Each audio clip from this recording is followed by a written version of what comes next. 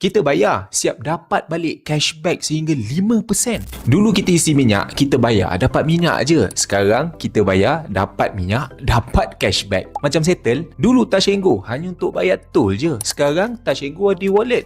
Boleh bayar parking, boleh bayar road tax, boleh beli barang, siap dapat voucher diskaun lagi. Sama lah juga macam SIM card. SIM card ni dulu kita bayar, kita dapat internet dan call sahaja. Sekarang dah moden guys. Kita bayar, siap dapat balik cashback sehingga 5%. Lepas tu dapat lagi perlindungan takaful sehingga RM50,000.